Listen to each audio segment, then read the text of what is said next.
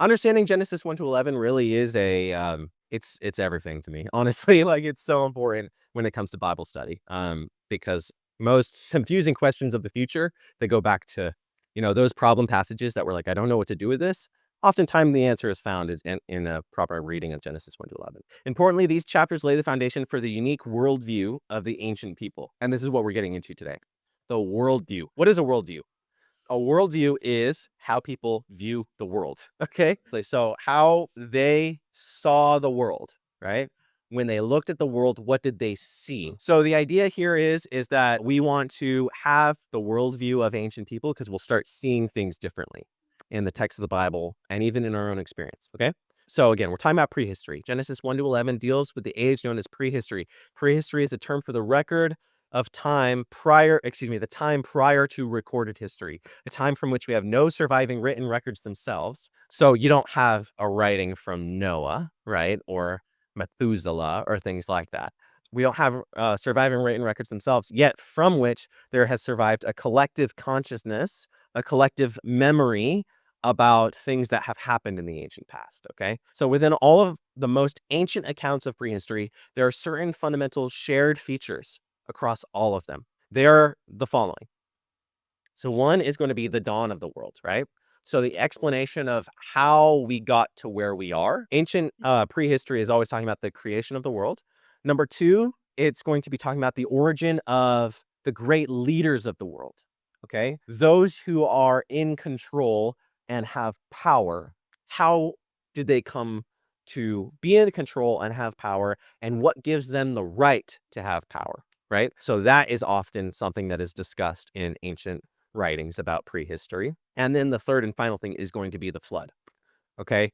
A world-ending event that resets human civilization and sort of makes it so that humanity has a split in between sort of its timeline, right? This concept of pre-flood humanity is very, very significant for ancient people.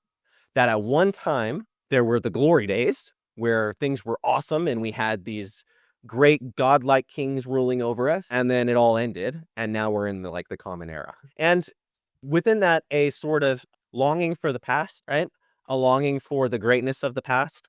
Like the story of Atlantis sort of comes out of this concept. It's a much more modern story than we actually recognize, but that's a sort of mythological idea about this idea of a great civilization that was flooded. That's sort of what the Bible is getting at in Noah's flood as well. It's speaking into that narrative, okay, of this ancient past. But from God's point of view, from the perspective of the biblical writers, that glorious ancient past wasn't glorious. It was violent, right? It was bloody and it was displeasing to the God of creation. Yeah. Yeah. So that's actually very significant. So the biblical authors will think of a glorious past pre the violent glorious past. You know what I mean? They think about like an even further back, more ancient state of humanity that was better than what the people of the world thought it could be. You know what I mean? When they have these kings ruling over them. So this is that cuneiform tablet. This is what I was talking about when in regards to how can you read that? How can anyone read that, right?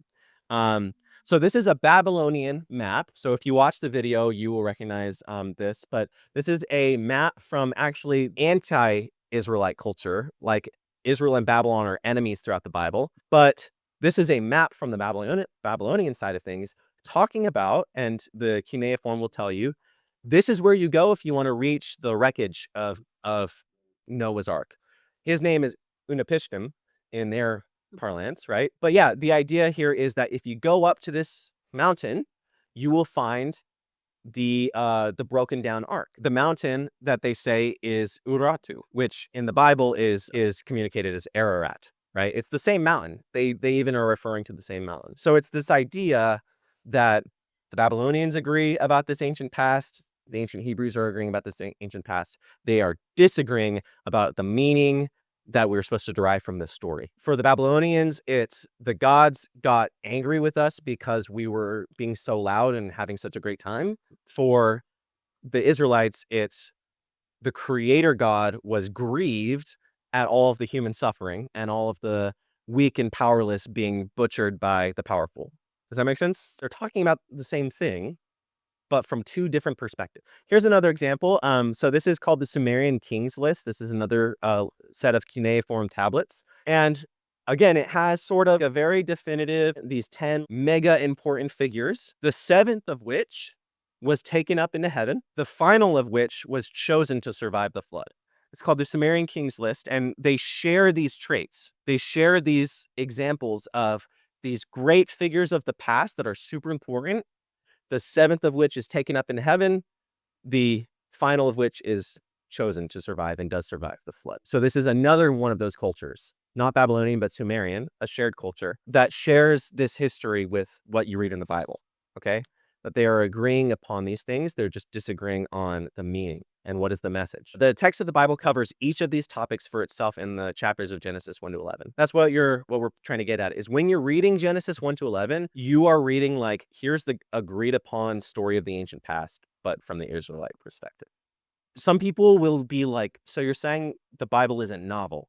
Is that what you're saying? That's not what we're saying in like any negative sense. If I talk about an event of the past in American history, I might have a different opinion than someone else.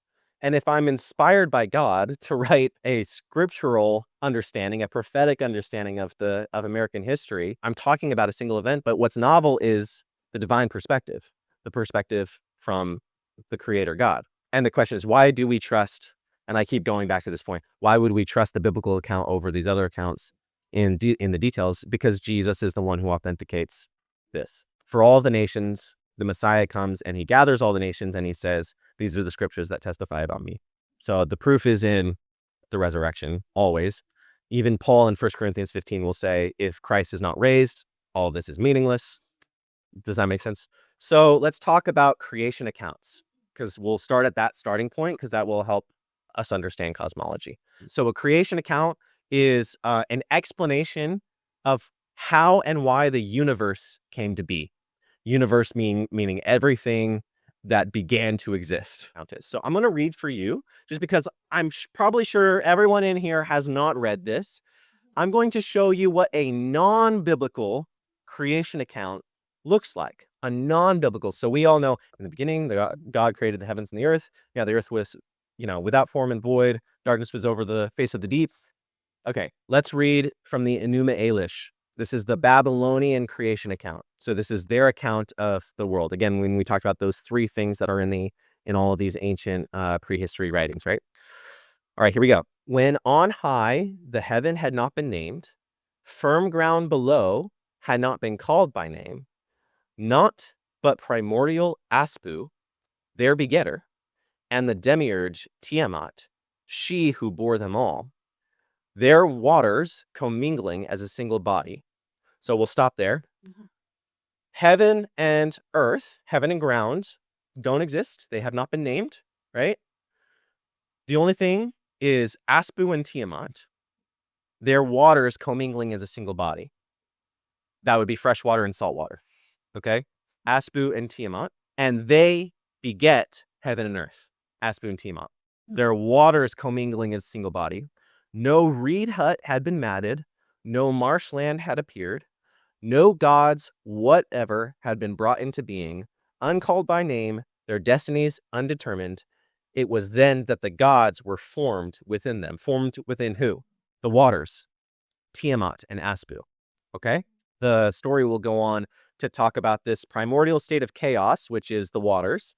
They give birth to these gods that emerge from the waters, and heaven and earth will emerge ultimately when those gods, namely Marduk, who is the chief god of Babylon, slays Tiamat, who is conceived of as a dragon, and creates heaven and earth, splitting Tiamat into heaven and earth. Even the splitting there, you should identify correlation if you are familiar with Genesis 1. Is there a splitting in Genesis 1? Heavens and the earth, but there's a separating of the waters. God divided the waters between the waters from the waters, okay? So we want to notice the similarities and the differences with something like the biblical creation account. Heaven and earth, waters, splitting of waters. Those are the consistencies. What would be one of the differences? Yeah, a variety of gods, but more importantly, The gods are born. These forces, no gods were. All that existed was the primordial waters, right? Is Aspu and Tiamat gods considered gods? They're considered higher than gods, Okay. and not really personal. They're more like forces of chaos. Let's move on. So the universal starting point for all creation stories, including the Bible, is a primordial state of chaos, often conceived of as a void of deep waters, right? We'll talk more about this in Genesis 1, but we don't conceive of it as waters. Um, we do conceive of the universal state as a void of what? What existed before creation besides God? Nothing. No thing. Yeah, nothing existed, right? But the ancient people had a symbol for what that was. They conceived of it as waters, right? Because why is that? Because waters have no form. If you have a large body of water, there's no form to it. It's almost like nothing is really existing there because it's just like it falls through your hands. You can't grab onto water, can't hold it. It's conceived of as nothing in the ancient, and it's where you go to die, really. If you go into the water, you go to die. You can swim, but you can't swim for that long, you know, and you can't breathe. There's no air, breath, or spirit, right? So out of the waters, sky and land and their inhabitants, both divine and human, emerge out of those waters. Okay? So they come forth out of the state of chaos. That's sort of the starting point for cosmology in the Bible. And really, any cosmology sort of has this idea of a void of nothing, a void of chaos, or a void of, the Bible uses the idea of wild and waste, or tohu vabohu, without form and void. Again, what the waters are without form, they're void of any sense, meaning, whatever. So stay tuned for more on these waters, okay? This is really important. And just to give you a little nugget, if waters represent chaos, meaninglessness, death, and destruction, the idea is you don't want to go back to the waters. You don't want to think about the flood and what the flood represents. Think about Jesus walking on water, okay? It's a symbol of him having mastery over death, right? And creation. Does that make sense? So this is super important if you're an ancient person, if you see a man walking on water. You know what I mean? Whoa. We're going to talk about creation polemics. Polemic is when I'm looking at the same thing that you are, but I'm arguing with you about it. So in the pagan accounts, the world is born out of violent conflicts, a battle between chaos and order. So again, Marduk is going to take the chaos force of Tiamat, the dragon, conceived of as a dragon, slay it and create the heaven and the earth, right? The gods emerge from the waters. They emerge from the chaos and are subject to eternal cosmic forces, and govern aspects of the world, right? So the gods emerge, the god of the sun, the god of the sea, the god of the air, right?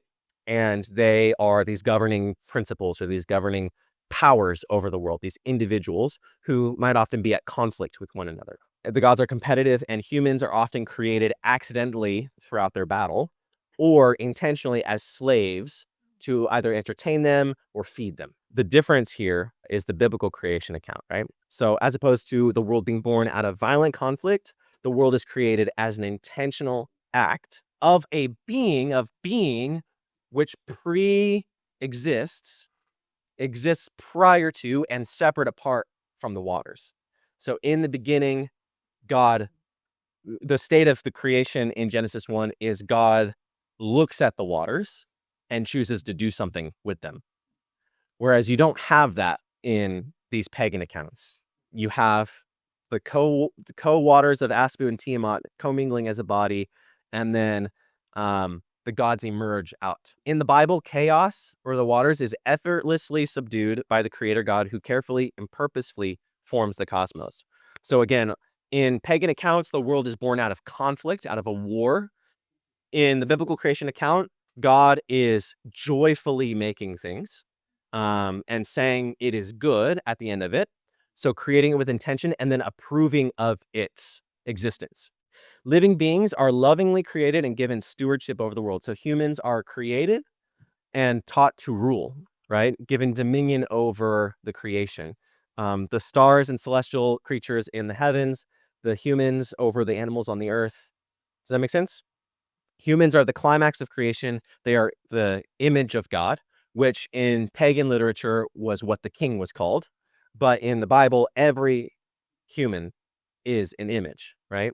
Is the one who is representing God, serving as a bridge between the heavenly abode and the physical manifestation. Okay? Does that make sense? So the Bible is familiar. The point is, the Bible is familiar with other accounts and it rejects their premises. It actually gives a contrast point.